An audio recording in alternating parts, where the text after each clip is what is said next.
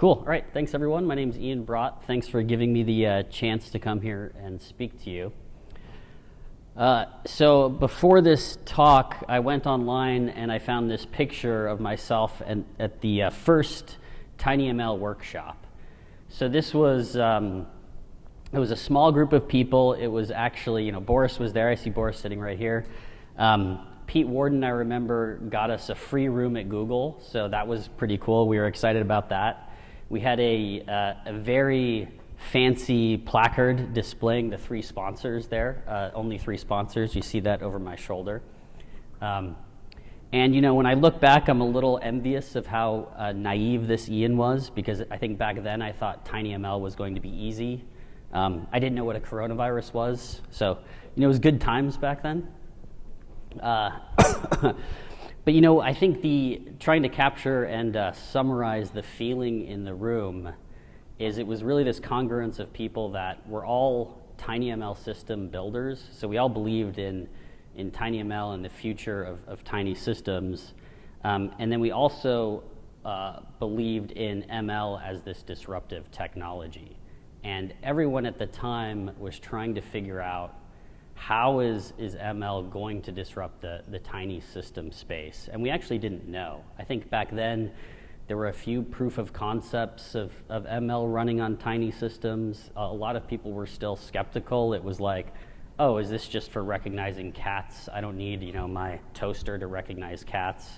So there was some skepticism, but I think there was also underlying that a lot of enthusiasm about the potential of where things could go. So I'm going to talk a little bit about how basically we've come from that to this, this group today and the tinyML summit. So during this talk, I'm going to reference a few times the ARM ML platform. So this is our Cortex-M and our Ethos-U micro NPU. So Cortex-M, we have like the Cortex-M 55, which supports vector instructions, and that's very MVE ISA, and that's very good for kind of signal processing type applications and kind of the workloads that you see adjacent to neural networks. And it can also run neural networks as well. The U55 is a micro NPU that was designed kind of for the ground up for accelerating neural networks. And actually, there's kind of an interesting anecdote about the U55. So when we were working on developing that, we're kind of down in the trenches and focused on execution. And we did a public launch, and a marketing person went out and said, this is going to be 500x better than your Cortex-M. And I remember thinking like, oh gosh, these marketing guys are just making these numbers up. And I was like, whatever, and I ignored it. And then we finally got silicon back, the first silicon with Aleph Semiconductor, and I was right. The marketing guy was wrong about that number, but it was actually an 800x improvement compared to Cortex-M4. This was running a neural network so top-level performance and neural network inference. And this was just amazing to me. Before coming into tinyML systems, I'd worked on mobile GPUs, and we would just work so hard to get 10%, 5%, 10% performance. And to get 800x was just amazing. And it's that kind of step function performance that we need to kind of enable this next level of ML system in tiny systems. So, but that 800x, that didn't happen overnight. Actually, it was a long journey to figure out how to deliver that. And we had to roll up our sleeves, we had to do some prototyping, we had to really try to understand these workloads and systems, understand what was important, what isn't. And during that process, we actually, I think we learned some valuable lessons, and that's what I'm going to talk about today. Like, what were those technical lessons that we learned, and how did that kind of roll together into that 800x. Then I'll talk a little bit about some examples of tinyML in the ecosystem today, and then kind of where I think things are headed in the future. So these are the 4 key points. I think that if I had to look back on like the lessons I've learned, and I think some of these are probably obvious to people in this room. Some weren't obvious to me at the time. But I'll talk about these 4 points. So there's Mac tunnel vision, the software problem, obviously a big one, something I call ML is not an island, and the model optimization problem. So for Mac tunnel vision, this is basically, this is just another aspect of Amdahl's law. It's very, very easy and tempting when designing tinyML systems to just focus on the Macs. You look at a neural network, it's doing a lot of Macs, you think, okay, well, if I solve the Macs, I solve the problem.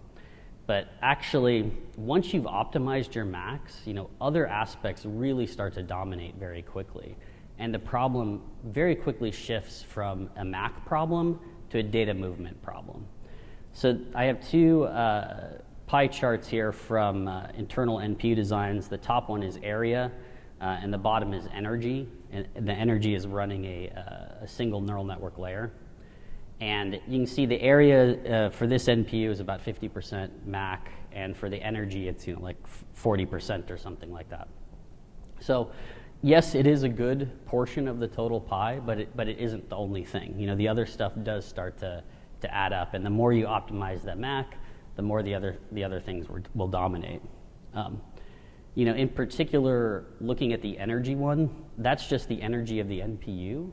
In a real tinyML system, that could just be less than half of the total energy, because you're using a lot of energy to read from SRAM, you're using a lot of energy to read from Flash. So in that system, that Mac could be maybe 20% of the total energy.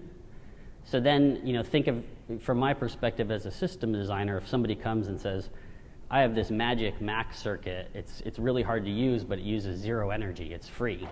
Well, that's only 20% of the total energy. So, you really have to think about the full system here in this context. So once you've optimized those Macs, again, it's all about, then it becomes, how do I feed these Macs? So how do I design my system so that I can use those Macs most effectively and minimize my data movement? So one of the things that's absolutely important to focus on is weight compression. In our Ethos U55, we have a weight compression codec. So, this takes a model that's been quantized to 8 bits, and then it compresses it even more than that using a codec that we've developed. And then we have hardware in the NPU that reads that compressed stream and decodes it right before feeding the weights into the Macs. And this is a pretty big deal, because if you look at some of the data I have here, if you just take like Inception v3, that's 8 bits per weight, and just run that through our compression codec, you can get down to 5.3 bits per weight. And that's a pretty significant savings when it comes to reading those values from Flash. It's big savings when it comes to storing the model in Flash. It allows you to have a bigger model with a better experience in your tiny system. So it's absolutely crucial to throw hardware at this problem. This is a really important problem.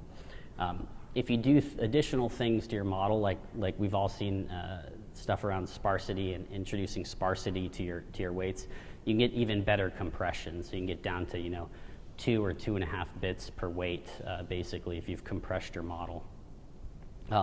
So again, this is super, super important for keeping those Macs fed and minimizing the amount of energy spent on data movement. The way this works in our systems from a compiler perspective is actually, we know at compile time the order in which the NPU is going to actually read the weights. So the weights are laid out in that order and then compressed in that order. So while you're serially reading it, you can decompress the weights.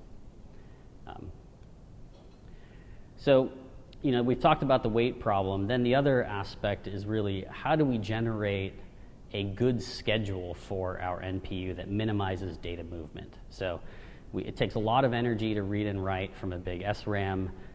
It can impact your performance. So the best experience, get that 800x number, you need to have a good schedule for your platform so that you're minimizing data movement and not doing unnecessary reads and writes.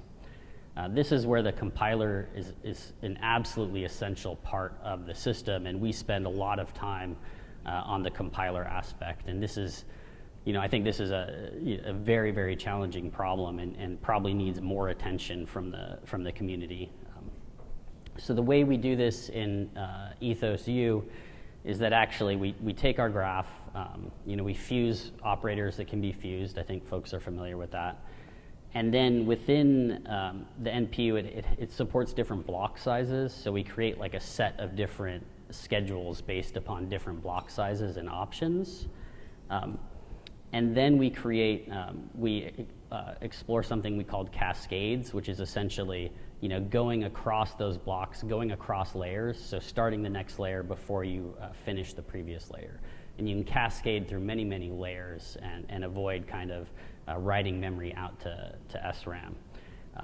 And then once we've got all this huge different set of block level schedules with cascades and fused operations, we reject the ones that don't meet our requirements. And then we use a kind of a dynamic programming algorithm to search the space and find something that fits the requirements that we've set for the compiler. It could be the SRAM footprint, or it could be a latency requirement that we're trying to hit. But it's a very complicated process, and it's pretty. I think modern compilers for like CPUs, they're also very complicated, and they've had decades and decades of research. So I think we'll see the same thing in this area as well. Okay, so I was talking about MAC tunnel vision and how it's important to solve MACs, but then once you solve the MACs, it becomes a data movement problem. Another very big problem is the software problem. So I think this is the diagram. I think many of us have seen different versions of this diagram where you have a framework at the top, and then you have a bunch of boxes in the middle, and then you have the hardware at the bottom. So I call this the bunch of boxes diagram. And no shame in creating a bunch of boxes diagrams, because I've probably created like 15 different versions over the last 3 or 4 years. But what's happening here is that there's a lot of innovation in that top level at the research level, and because things are changing so quickly up there, the bunch of boxes in the middle can't stabilize. So we see new compilers coming along. We see TensorFlow 1, TensorFlow 2. We see PyTorch 2. We see new abstraction layers in the middle there. It's all changing very quickly. And I remember at that first workshop, Pete Warden said something at the time. I actually didn't believe him, but it turned out that he was correct. He said that anything in the hardware systems that limit innovation in that top layer is dead on arrival, because actually we want to keep enabling that innovation for the ML researchers to try new neural networks, to try new frameworks. So anything which artificially limits that is not, it's too early in the development of this ecosystem for that. So basically then the question is, if this top level is evolving and moving quickly and we can't kind of stabilize these middle layers, what are we as system designers actually to do? Like, how do we handle this? Do we just give up? Do we just try to move really fast? I can talk a little bit about the approach we took internally within ARM, and we've been doing this in the open source, but the root of the problem is that in the top level, we're constantly seeing this new stream of operators. Like, everybody's very excited about transformers today. There'll probably be something new in a few years. There's, new activation functions, new types of graphs and connectivity. So the problem is that there's constant innovation. And I think every time we see neural networks applied to a new problem, we see new types of graphs, we see new types of operators. So then what can we do as system designers, knowing that we have to move slower because we're building hardware, we're building slower moving targets, but we need to do it in the context of this fast moving space. And so what we did is we came up with something internally that we called the Tensor Operator Set Architecture. So this is called TOSA. And the inspiration for this was that if you look at like classic CPU design, there's like CISC versus RISC. Many CISC instructions, but actually they can be decomposed into RISC type operations. we kind of took that same approach for operators. So if you look at all of the different new operators coming along in new graphs, you can actually reduce them to a common set of kind of primitive operators. So these are simpler operators that can be composed into arbitrarily complex operators. And if you then build a system that can flexibly support these primitives and arbitrary graphs of these primitives, you're a little bit immune to the churn on the top, because then it's just a matter of mapping those complex graphs down to your finite set of reduced operators, and then that's a slower moving target that you can focus on with your internal platforms. So we did this first internally, just saying, well, what do we think is important for ARM platforms? And then we started to do it all open source in MLIR. So the TOSA spec has 67 operators. It's backed by an open source functional model for testing. There's compliance tests, and it's actually the only tensor level dialect that's in MLIR mainline. And so here's an example of kind of how this works. So this is my bunches of boxes diagram. So see, no shame with having the diagram. Where the different, you can have different frameworks lower to this lower set of primitives. And then from our end, we just focus on, we can divide it into two problems. So one problem is from the frameworks to this reduced set of primitives. And then the other problem is from that primitives down to our hardware platforms, like our CPU and GPU and NPU. Here's an example of how an activation function would be like reduced into our reduced set of TOSA operators. That's the diagram here on the left. So this is how we have dealt with the ambiguity around the software problem and how things are changing and evolving. There are other examples as well of things similar to TOSA, like Stable HLO from Google. Is a similar kind of approach to finding that reduced set of stable operators, providing a spec for it. So TOSA is out in the open source. It's free to license. If somebody wants to contribute to it, they can contribute to it. You get IP protection if you implement the specification. And there's, like I mentioned, there's compliance tests to make sure you're implementing the spec correctly. If anybody has any questions on TOSA, you can feel free to come and find me. Okay, the third kind of lesson that I learned early on is what we call ML is not an island. So the way we think about this first phase of ML disruption is that you're taking existing use cases with like classic algorithms, and ML is replacing that classic algorithm. And the result of that is it still exists within the context of a bigger use case. So I've heard this called the neural network sandwich. So you come in, you optimize you replace the classic algorithm with a neural network, you optimize it, but now you've got a sandwich. You've got the stuff before the neural network, and you've got the stuff after the neural network. And if you just ignore how that full system works, how you get stuff into the neural network and out, how to optimize the pre-processing and post-processing, if you just ignore that, you're not going to get that 800x performance. So here's an example from an internal use case where actually, if you started the neural network in the middle was completely dominating the execution time, it was like 95%. Once we optimized it, porting it to a different platform, it's roughly 38% of the total execution time. And so these other bits really matter. And so what that means is that from a systems perspective, if you're designing the system, you need to have something that can handle those blue boxes. So like in the Ethos-U and Cortex-M space, the Cortex-M55 has these vector extensions which help with these sorts of data pre and post processing, kind of slightly less structured data manipulation. So it's important to optimize that. And then it's important to have a quick way to get your data into the neural network and out, or otherwise you can just get dominated kind of moving data around. So this is kind of another aspect of Amdahl's law, and it's really easy to just focus on neural networks because it's fun to make neural networks fast, but actually you have to think about the bigger system and how it's actually going to fit in with the components before the neural network and after the neural network.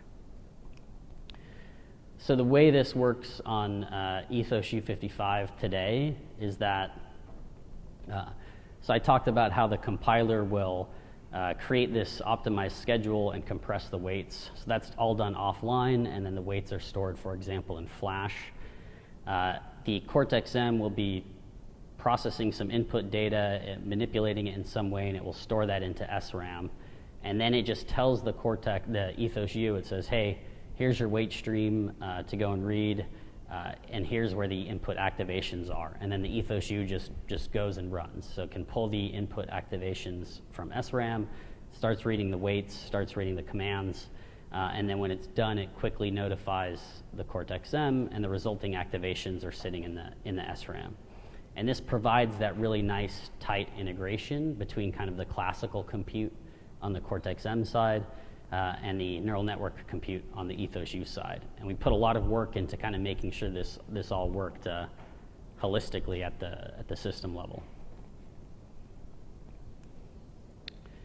Okay, the fourth kind of lesson that I'll talk about, and I think this one is particularly interesting because this is very unique to ML systems, and it's also very important for tinyML systems, is automated model optimization. So this is a graph, I'm sure many of you have seen it from OpenAI, where they talk about the training time that it's taken, the reduction in training time to achieve AlexNet level ImageNet performance. It's roughly 44x over the last 8 or 9 years. And what that means is that we can get the same AlexNet performance with effectively 44x less training compute than those original days. So this is particularly interesting for tinyML because tinyML is all about getting that good neural network experience in as small of network as possible. And it's very tempting to say, well, is there some sort of automatic tool that can help me march down this curve, right? Now, I know there are folks in this room working on these sorts of tools, so obviously this is nothing new, but I think it's tempting to say, okay, well, can I just have this automatic tool that takes my neural network and marches down to the optimized version? Whoops. So, what would that tool look like? I think you would have data would come in, you would tell it, okay, I'm running on this Ethos U platform, I want a target of 10 millisecond latency, and out would pop an optimized model on the other side. That's kind of the magic tool, and it would be so great if this could happen. And this, I thought this is one of these things, I thought this would be easy. So we started investigating it. It turns out it's not easy. So we started working on something called differentiable neural architecture search. So we were really inspired by this technology, which actually Kurt Koitzer's lab came up with at Berkeley, and Kurt was also one of those original people in the tinyML ecosystem. The way differentiable neural architecture search works is that you create a supernet, it's called a stochastic supernet, which has a very fancy name, of the search space that you want to look at. And then while you're training the model, you basically make decisions and you start to look at subsets of the model and guided by some objective function, so some cost function. And then the end is you get a subset of that model, a sample of the model that ideally meets your requirements and is nice and optimized. So it's pretty amazing technology, and it has kind of the potential to be a poor man's neural architecture search because it's a little bit cheaper than some of the RL type technologies that you might see from a cloud company. And it does work. So we published this paper in NeurIPS where we used differentiable neural architecture search to basically optimize for models that are compressible. So not necessarily just like the size of the weights, but actually how well the weights compress with a codec. And the goal was to find this kind of Pareto curve that achieved basically best accuracy, but compressed better than all of the other state-of-the-art versions. So we did that. You can see the Pareto curve, and it actually, it actually worked. We achieved state-of-the-art, and the models compressed better than the existing state-of-the-art. So this is very exciting, and I think the technologies are starting to come together where these sorts of tools, I think, will become more and more common. So yeah, it does kind of work, but one of the things that we learned when doing this is that while the vision is you'd have this automatic tool and things would just work, the reality is that underneath, for us to do this, we had a bunch of PhDs kind of driving the tool, playing with the hyperparameters, doing lots of hand-holding, and it was far from push button. So the vision is kind of that push button flow for this sort of neural architecture search, but in reality, it's challenging. I mean, you need some very smart people that really understand the stuff in order to kind of get those optimized models.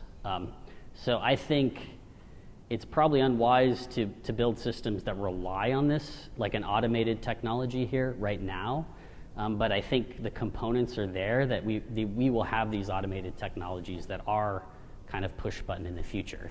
As a community, I think this is where things are headed, and there's some great work happening in this space. Okay, so let me talk a little bit about some of the use cases that we're seeing today on tinyML ecosystems, So these are three different examples. The first one I'm going to talk about is Fortify Edge. So Fortify Edge, I think this is a really cool example of what they've developed is an authentication technology that doesn't rely on touch or face, and it doesn't have to be connected in the cloud. So you can do authentication and like biomonitoring in the field. And they've actually deployed this technology to monitor the health of Tasmanian devils in the wild. I think that's pretty interesting, and it's cool technology. And I think actually there's a plan to take this technology to space to like monitor astronauts.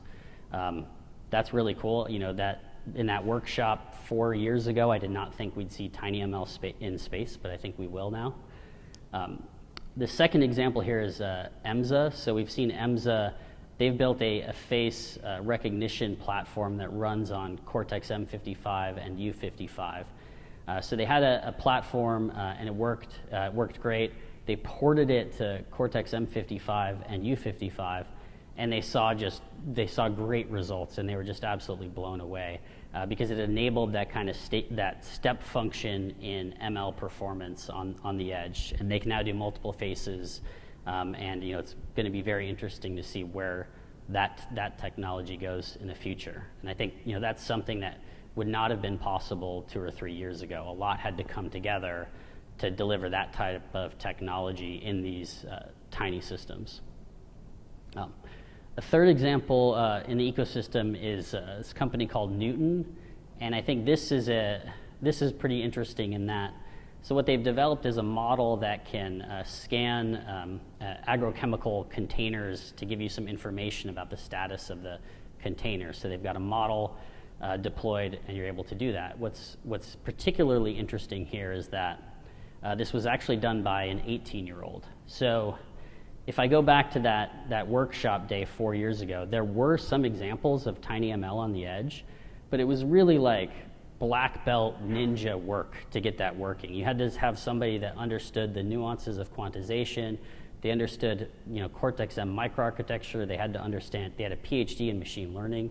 Those were the types of people that could get ML working on those platforms. But now, because of the continued work in the tinyML space, you can actually see an 18-year-old, obviously a very talented 18-year-old, but nonetheless getting a model working and deploying it on the edge. So that's very, very exciting. So I guess where is this all going? I've talked about the early days at tinyML, some of the lessons that we've learned, and some of the great examples in the ecosystem. But I don't think we're ready to declare success. I don't think we're ready to say, hey, job done. The framework that I use to think about this is I like to look at CPU systems. So everybody here comes out of university knowing how a CPU system works. You can buy 40 textbooks on how a CPU compiler works. Everybody knows about computer architecture and the hardware-software interface. We know what CPUs look like. We know what software looks like. But that didn't happen overnight. That took decades for that area to mature and stabilize. And we're in the same phase for tinyML. So we're still, on that journey to stabilizing all those different system layers. And we've got some examples now, and there's great stuff, but it's going to change and evolve over time. For example, what is the capital A architecture of a tinyML system? For CPUs, it's the ISA. For ML systems, what is it? How do we fit these neural network optimization tools seamlessly into the software system stack? What APIs are needed? I think there's a lot that still needs to stabilize. That bunch of boxes diagram will stabilize eventually, and we'll find what the key compiler technologies are. People will write textbooks about those compilers, people in this room, hopefully, and the hardware as well. So I think as that stuff stabilizes over time, I think we'll eventually get to that same level of maturity as CPU systems, but it'll take a while. So that's the bad news. But the good news is I think there's probably another 800x on the table that's going to enable that next step function. And that's it.